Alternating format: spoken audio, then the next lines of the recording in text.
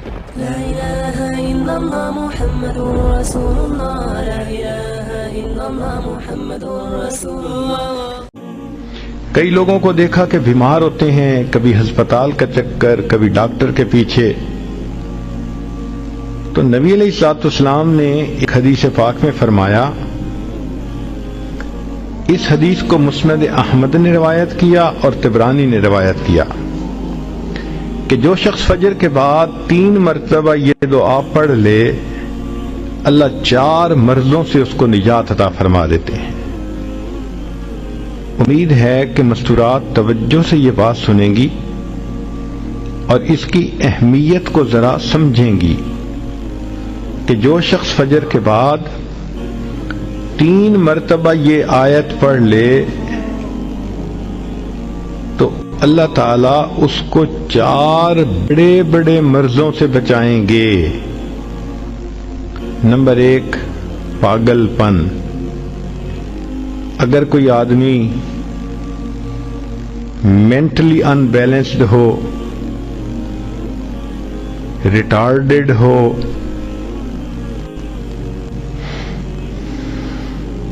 یا جس بندے کو چیزیں بھول جاتی ہوں یا چیزیں یاد نہ رہتی ہوں، ذہن سے متعلقہ جو بیماریاں ہیں وہ اسی پاگل پن کے زمرے میں آئیں گی.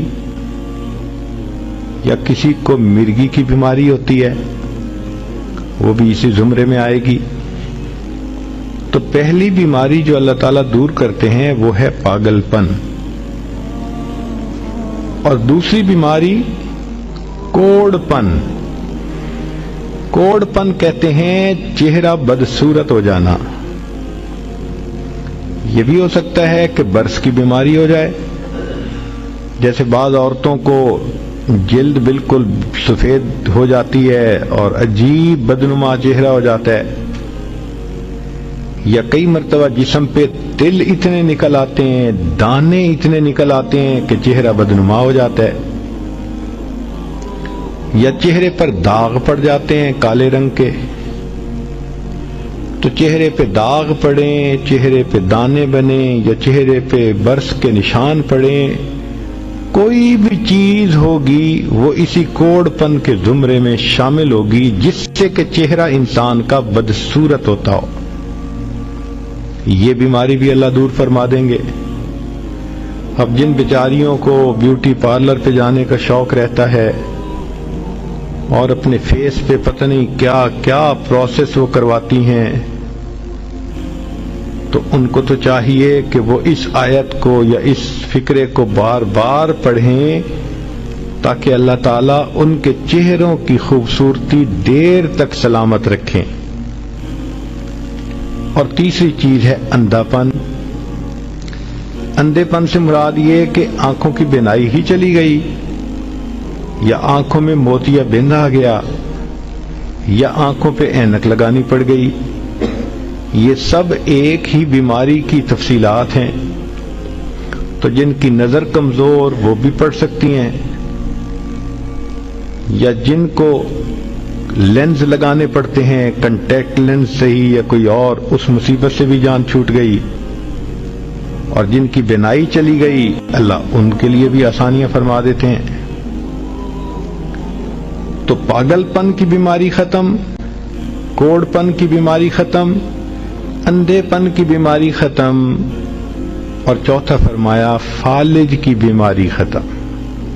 فالج ایک تو ہوتا ہے کہ انسان کا ہاتھ یا پاؤں کام ہی نہ کریں، اور ایک یہ بھی ہوتا ہے کہ اتنی ویکنیس کہ عورت کہتی ہے مجھ سے تو کھڑا ہی نہیں ہوا جاتا، میرے پاؤں سن ہو جاتے ہیں، میرے ہاتھ سن ہو جاتے ہیں.